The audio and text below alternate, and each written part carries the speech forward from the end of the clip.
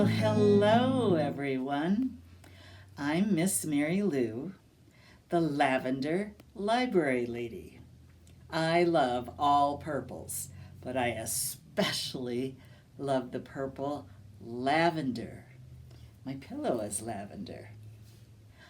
And also, I love libraries. I hope you do too. And I'm a lady, not a gentleman, so there's the Lavender Library Lady. I'm here to tell you some stories for the Door County Library summer theme of Tales and Tales. And I would like to say, welcome, welcome. That's a way to say welcome without using your mouth. Put your hands up like this, and it comes right to your tummy. Welcome, welcome. I can say welcome to you without even using my mouth. Welcome. I have a song for welcome. I'd like to teach it to you and have you sing it with me. Put your hands up just like this, and welcome again will come right to your tummy. Welcome, welcome. We're going to sing this song 3 times. Are you ready for the first time? Welcome, welcome. It's time for a story. Welcome, welcome. We're glad to be here. That was the first time. The second time, I hope you will sing with me. Put your hands up. Welcome, welcome. It's time for a story. Welcome, welcome. We're glad to be here. Now we're going to sing it a third time, but sing it as loud as you can. Are you ready? Welcome, welcome. It's time for a story. Welcome, welcome. We're glad to be here. Very nice. Give yourselves a hand. Today's Tales and Tales story times are about pets. I bet some of you have pets. I bet some of you know people who have pets. Let's have some stories. This book is called Some Pets. The person who thought this story in their head and wrote it down is Angela DiTerlizzi. The person that drew all these pictures is Brendan Wenzel. And we're reading this today with permission from Beach Lane Books, an imprint of Simon & Schuster. Let's find out about some pets. There's a sign here today that says, Pet Show Today. This pet show is outside in a park. Look at all these people. Look at all these pets. Some pets sit. Some pets stay. Some pets fetch. Can you throw a ball for a dog? You ready? Throw! Go get it, dog. Some pets play. These kittens are playing with a toy mouse. How many kittens do you see? Will you count with me? 1, 2, 3, 4. 4 kittens. Show me 4 on your fingers. All of your fingers, not your thumb. 4, 4. Some pets Slither, slither. Can you make a snake with your arm and slither? Some pets bound, jumping. Some pets scurry round and round and round and round and round. Some pets squeal. Can you squeal? Squeal. Some pets squawk. Everybody, squawk. Some pets squeak. There's a teeny tiny mouse up there. Squeak. Everybody, squeak. And some pets talk. Polly want a cracker? Yes, I do. Everybody, Polly want a cracker? Yes, I do. Some pets peck, peck, peck, peck, peck, peck. Some pets nibble, nibble, nibble, nibble. And some pets drool on their kibble. Oh my. Some pets squeeze, squeeze. Some pets nuzzle. Some pets lick. Everybody. Some pets cuddle. Can you do a cuddle? Cuddle, cuddle. Whether fluffy, feathered, crawly, cute, silly, strange, scaly, brute, big or small, or a blend of all, some pets can be someone's best friend. Pets can be best friends. Well, there were a lot of pets in that book. I have a song we can sing with pets. Hold your hand up and make 2 dog ears. Now, is this a real dog? No, of course not. Is it a pretend dog? Yes, it is. And I'm going to put this dog on my head. A dog is on my head. A dog is on my head. Oh my, just look at me. A dog is on my head. Well, now make 2 ears for a cat. Is this a real cat? No. Is it a pretend cat? Yes, it is. And I'm going to put this cat, meow, right on my chin. A cat is on my chin. A cat is on my chin. Oh my, just look at me. A cat is on my chin. Now we need 2 long bunny ears. Very long. And bunnies like to hop, hop, hop. Can you make your bunny hop right onto your tummy? A bunny is on my tummy. A bunny is on my tummy. Oh my, just look at me. A bunny is on my tummy. And 1 more. Little tiny ears for a hamster. What? A hamster's on my knee. A hamster's on my knee. Oh my, just look at me. A hamster is on my knee. Well done, everybody. Give yourselves a hand.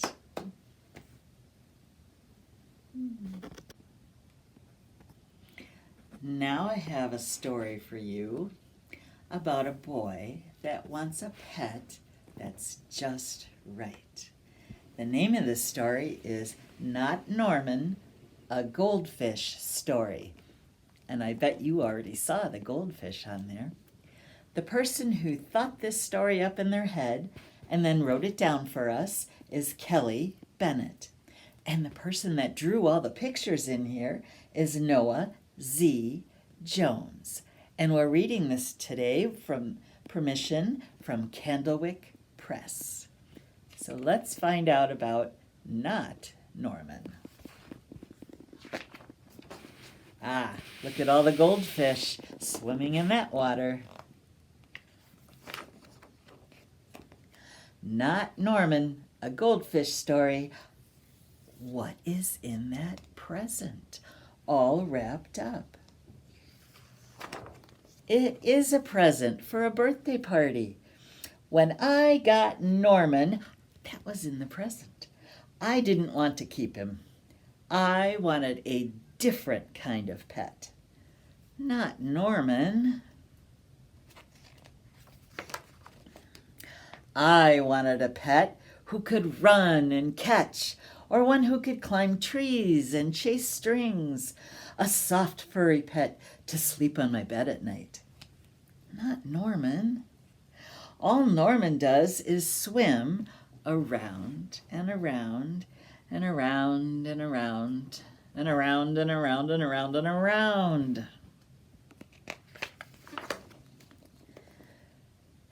This is it, Norman. I decide I'm trading you for a good pet.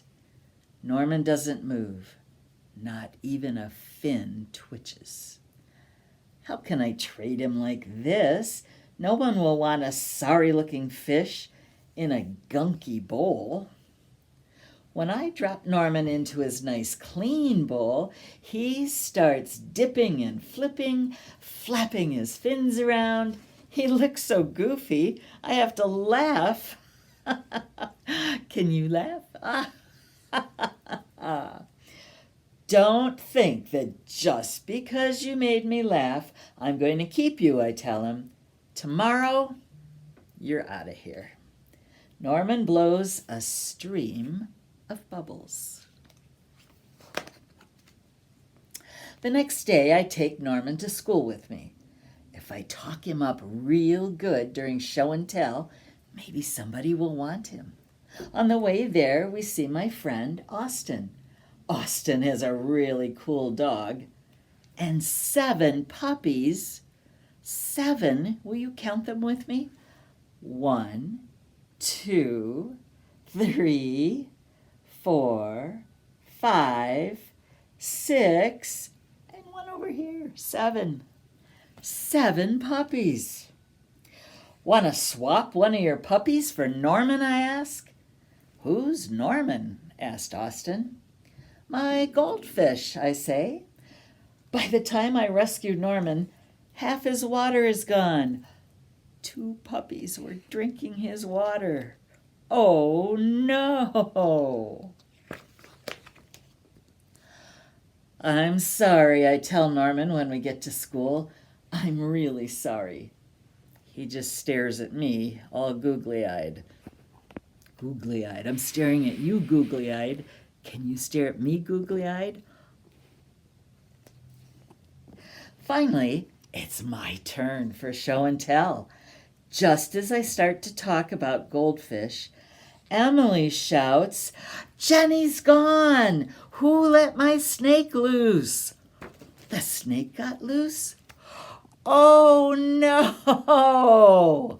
Can you do that with me? Are you ready? Oh, no! What next? Does anyone hear the story of how I got Norman? Does anyone even ask to hold his bowl? No. They're all jumping and screaming and chasing the snake. Not Norman. He's looking right at me. Thanks for listening, I said to him. That afternoon, we go to my music lesson. As soon as it's over, I'm taking Norman back to the pet store. I take out my tuba and begin to play. Bum, bum, bum, ba, ba, ba, ba, boo, bo, bo, bo, bo, bee. I glance over at Norman. He's swaying back and forth. Glug, glug, glug, glug, glug, he mouths. Look, Norman is singing, I say. Pay attention, snaps Maestro, and try to play the proper notes. Maestro makes me stay for extra practice. By the time my lesson is over, it's too late to go to the pet store. Don't think that just because you like my music, I'm going to keep you, I tell Norman. He glugs. Glug. That night, I'm sound asleep when screech, scritch. What's that noise? Scratch, scritch, screech. Yikes! There's something at the window. Then, out of the corner of my eye, I see Norman. He isn't scared. He isn't swimming round in circles either. He glugs, glug, and gives me a little wave. Can you wave it, Norman? I'm not alone. Together, Norman and I slide open the curtains. It was just a broken tree branch. Thanks for watching out for me, Norman. On Saturday, I take Norman to the pet store, just like I said I would. I look at the cats and dogs and snakes and birds. I look at the hamsters and mice and lizards too. They all look like good pets, but they are not Norman. When I got Norman, I wasn't sure I wanted to keep him. But even now, if I could pick any pet in the whole world, I wouldn't trade him. Not Norman. He even made a sign that says, Norman, one amazing fish. Well, it looks like that boy and Norman are going to be best friends. In case you really like the story about Norman, I wanted you to know there's another one. It's called Norman, One Amazing Goldfish. He takes Norman to a pet show. You can check that out from the library if you're interested in that. Well, do you think you'd like to have a pet? Do you think you'd like to know a pet? Do you think you would like to be a pet? Have you ever pretended to be a dog? Woof, woof. Or a cat? Meow. Or a bird? Tweet, tweet. I have a song we can sing about if you'd like to be a pet. There are things to do in this song, and I hope you will do them with me. If you'd like to be a pet, smile right now. If you'd like to be a pet, wiggle around. If you'd like to be a pet, touch your nose and then your head. If you'd like to be a pet, smile again. If you'd like to be a pet, please stand up. If you'd like to be a pet, turn around. If you'd like to be a pet, please jump up and pat your head. If you'd like to be a pet, now sit down. Give yourselves a hand. Usually, I think about pets as being happy much of the time. Well, this next story is called The Grumpy Pets. The person that thought the story up in their head and wrote it down, and she drew all the pictures too, is Christine A. Lombardi. I'm reading this today with permission from Abrams Books for Young Readers and Abrams Imprint. The Grumpy Pets? What? Nobody on this cover looks happy, do they? Whoa. Those dogs do not look happy. They look grumpy. Ah! Look at all these grumpy pets. So many.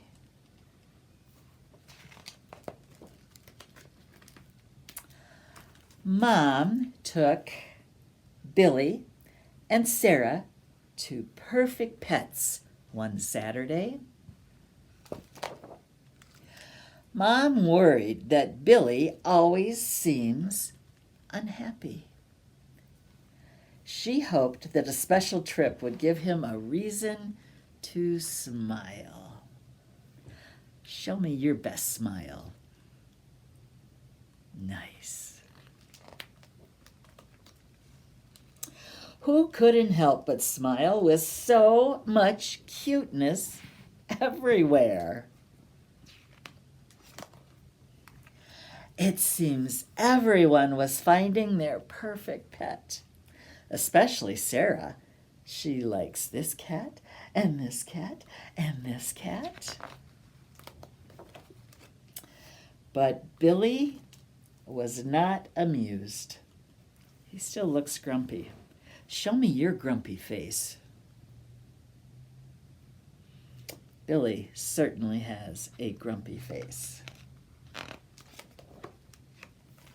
He began to look around, but every single pet was just so happy. This one's happy, this one's happier, and this one's way too happy. Blah. Billy thought to himself. Can you do that? Blah. So he walked up and down the aisles. And then he heard a noise. Bark, growl, hiss. And there, in the back, were the grumpy pets. Look how grumpy they all are. Row upon row of scruffy, grouchy faces. They were crabby, cranky, and moody, a little like Billy. Billy stared at one of the dogs. The dog stared right back. Billy made a face. Can you do that? So did the dog. Billy took a step closer. The dog did too. And then, slurp. I'll take him, said Billy. The volunteer handed Billy the dog. And then Billy held him. They stayed like that for a long time. Do you see smiles on their faces? Everyone had found their perfect pet.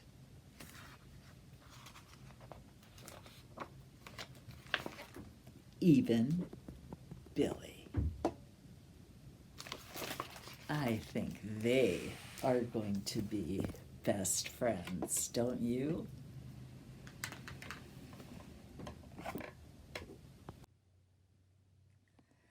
This last story is about a girl who ends up with a pet she never expected.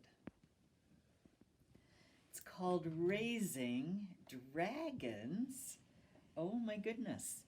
The person who thought this story up and then wrote it down for us is Jerdine Nolan. And the person who drew all the pictures is Elise Primavera, and I'm reading this today with permission by Harcourt Incorporated. Let's find out about raising dragons. Oh, this is a picture of Dragon Island. It's an island in the ocean that's shaped like a dragon. We'll find out about that later in the story. For now, we're going to start raising dragons. Volcanoes on the island, too. Pa didn't know a thing about raising dragons. He raised corn and peas and barley and wheat. He raised sheep and cows and pigs and chickens. He raised just about everything we needed for life on our farm, but he didn't know a thing about raising dragons. Ma didn't know about dragons either. She made a real nice home for us, but when it came to dragons, she didn't even know what they wanted for dessert. Now me, I know everything about dragons, and I knew they were real. At first, Pa thought the notion of dragons on a farm was just plain foolishness. I'm not too particular about fanciful creatures, and I don't have any time for make-believe, he told me one day. So when Pa said he didn't want to talk anymore, I knew I'd better keep my opinions to myself. I did my chores with my thoughts in my head at one end of the barn, while Pa worked at the other end of the barn with his thoughts. Oh, my goodness. I remember the day my life with dragons began. I was out for my Sunday before supper walk. Near Miller's Cave, I came across something that looked like a big rock, but it was too round and too smooth, not hard enough to be a rock. Carefully, I rolled it into the cave and went to fetch Pa. What do you think it is, Pa? An egg. A big egg, was all he said. Now you stay away from that thing, daughter.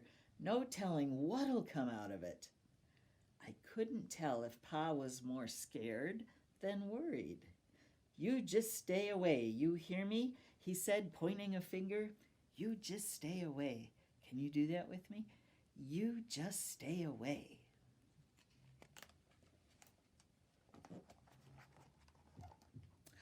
I always minded my parents. Never had a reason not to. And I tried to mind Pa now, but I could not stay away. Day after day, I'd go to Miller's Cave to wait and watch and wonder, what is coming out of that egg? One night I couldn't sleep. I got out of my bed and climbed out of my window onto the porch Pa had made for me in the oak tree. But a loud noise broke the stillness of the night. Crack! Can you do that? Loud. Crack! It was louder than 100 firecrackers on the 4th of July. Crack! I heard it again, this time louder than before. Can you do a louder one? Crack! It was coming from Miller's Cave. At the first hint of dawn, I headed toward that sound. There, in the corner of the cave where I'd left it, was the egg. And pushing its way out, like I've seen so many baby chicks do, was a tiny dragon poking through that shell with its snout. It was love at first sight. Hey there, little fella. Welcome to the world, I sang, soft and low, as I stroked his nose. A sweet little purring whimper came from him. As I touched skin to scale, I knew I was his girl and he was my dragon. I named him Hank.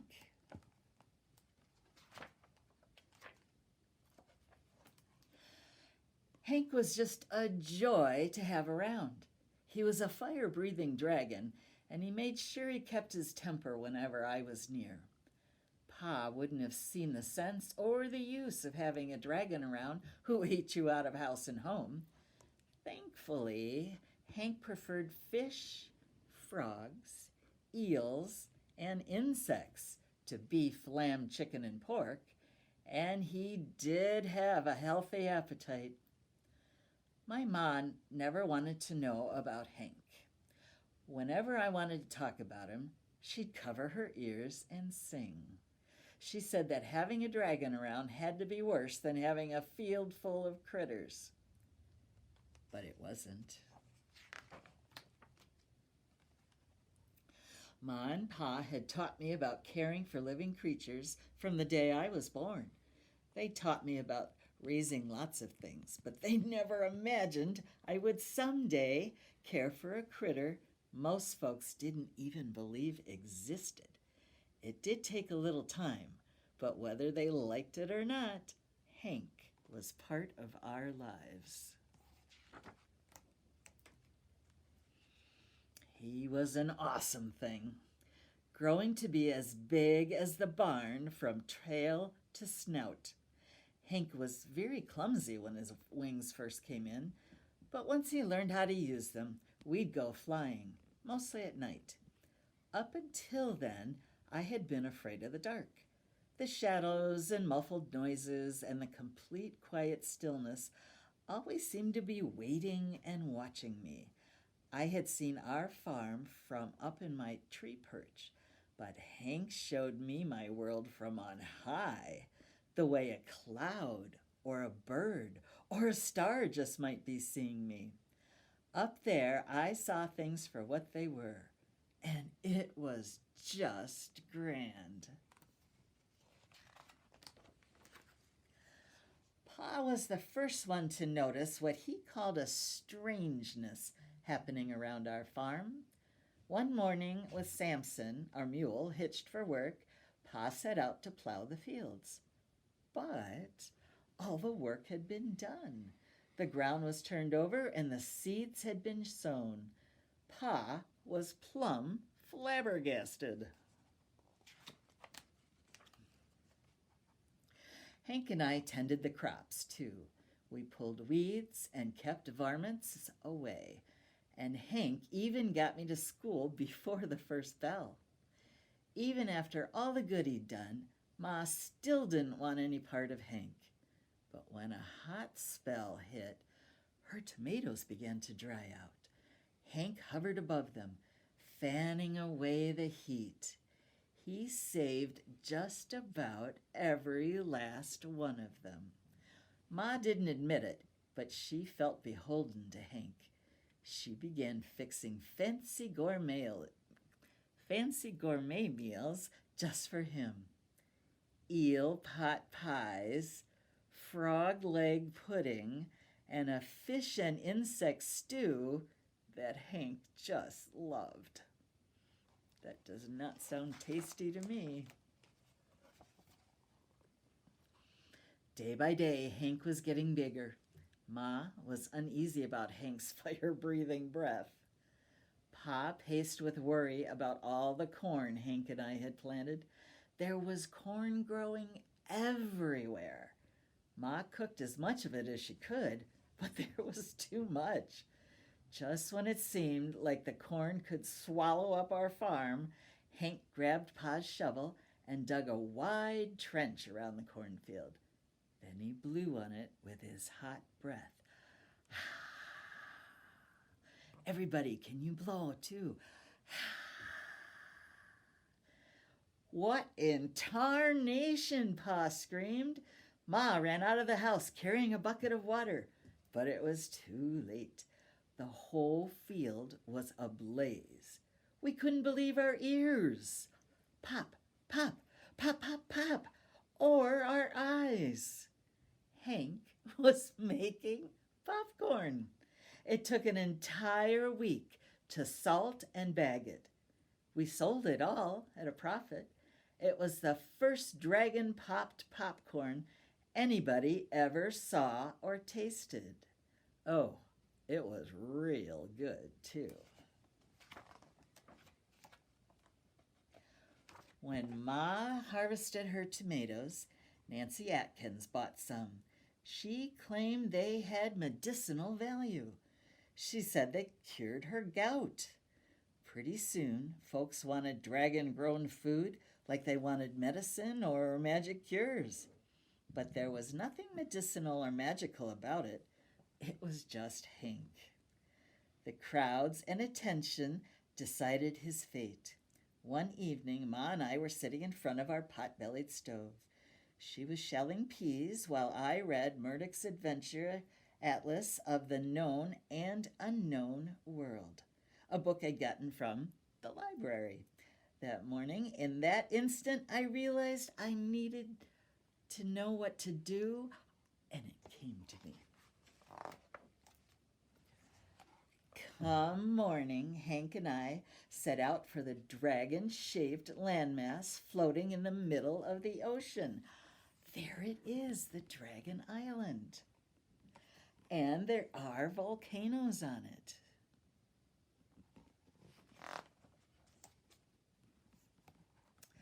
There were dragons everywhere. They put us up in their best hotel, invited us to eat in their best restaurants. Hank felt right at home. When I saw Hank playing run and fly and chase, I knew he had found the perfect place to be. All in all, it was a great vacation.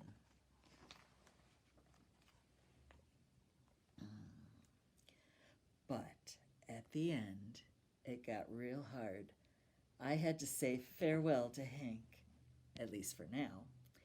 Normally, I don't get mushy at departing, but when Hank turned to me and called me Cupcake, I boo-hooed a heap. Just as I was about to board my plane, Hank stood there on the runway trying to hide a wheelbarrow behind his back. His toothy grin lit up that cloudy day. That wheelbarrow was full of dragon eggs. When I got home, Ma said, "Rocks?" "'Tain't rocks, Mother. They're eggs, dragon eggs." Pa beamed right proud. Each egg looked different from the rest.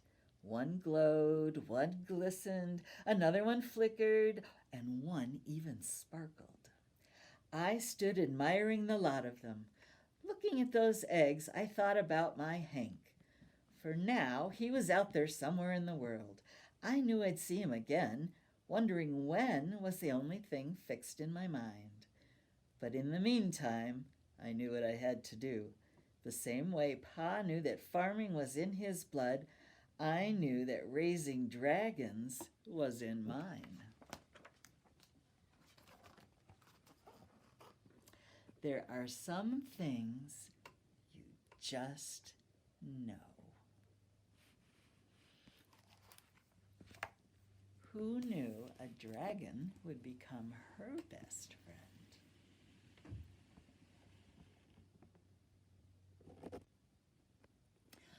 I have some ideas for you of things you can do after our story time is over, having to do with pets. If you look for the handout that goes along with this story time, you'll see some pictures you can color of pets. These are just a few pets. I thought, too, you could make a pet. You'll need one of the pictures. I'm going to use the one with the dog. And I'm going to color that dog purple. Now, are dogs really purple? Not usually, but it just seemed like it'd be fun to have a purple dog. And you know what my favorite color is now, too, don't you? It's purple. It's lavender. So I'm going to color, make this whole dog purple, purple tail, his head and his ear, and one front foot and the other front foot. There we go. That's my purple dog. Well, next I'm gonna get a pair of scissors. Now these are scissors that are big, and so if you just have big scissors at your house, please have your grown-up do the cutting. They're not gonna fit your hands very well.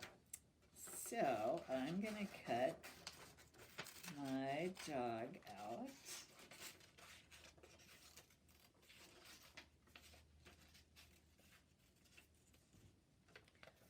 Just like that. The next thing I'm going to do is get a bag, a paper bag. And if you can, one about this size. And I'm going to get a glue stick. So on the back of the dog, I'm going to put a bunch of glue.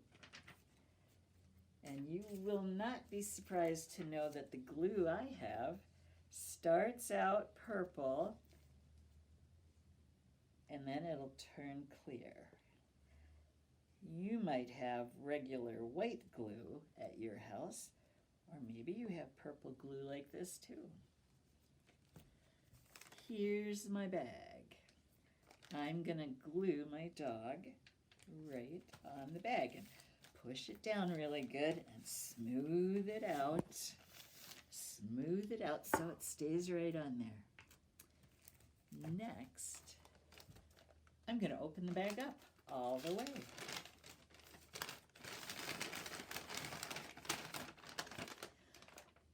I want this bag to stand up with my dog on it, so I'm going to fill it. I'm going to get some newspaper. Maybe you have newspaper, just crumple it up, put it in the bag. Here's another one. Crumple it up in the bag. Or maybe you have some paper that needs to be recycled. I'm going to crumple that up, put it in the bag. Here's another one. Crumple it up, put it in the bag. Looks like you need a couple more. One, two, that's a couple. Now I'm going to close it up. Fold it, fold it, fold it over. It won't stay closed by itself, so I'm going to use some tape. Put a tape there, put a piece of tape there. And now I have a pet I can have at my house. This pet can go and do things with me. I could read stories to my pet. I would give my pet a name. Think about, what would my pet eat if it's real? And what does my pet eat since it's pretend? You can do a lot of things with your pet. I hope you have fun with that. Another idea is if you would like to draw a picture and invent a pet. You could draw the body of a zebra and the neck of a giraffe and the head of a dog and the front legs of a lion and the back legs of a rhinoceros, the tail of an elephant. Maybe you need wings like the dragon. I don't even know what you would name this animal. I bet you could think of a pretty good name. I hope you have fun with your invented pet. Think about and tell someone, what's the name of your pet? What do they like to eat? Where do they sleep? What kind of noise does your pet make? And what other things could you tell someone about your invented pet? Have fun with that. Thank you all for coming to Storytime today. This is a way to say thank you without using your mouth. I'm going to say it again. I have a thank you song we can sing. We'll sing it 2 times. The first time you'll need to hear it, and the second time I hope you sing it with me. Thank you for coming today. Thank you for coming today. We came to hear stories, to sing and have fun. Oh, thank you for coming today. That's the whole song. Now I hope you will sing it with me. Get ready to say thank you. Thank you for coming today. Thank you for coming today. We came to hear stories, to sing and have fun. Oh, thank you for coming today. Thank you, thank you, thank you. Goodbye, everybody.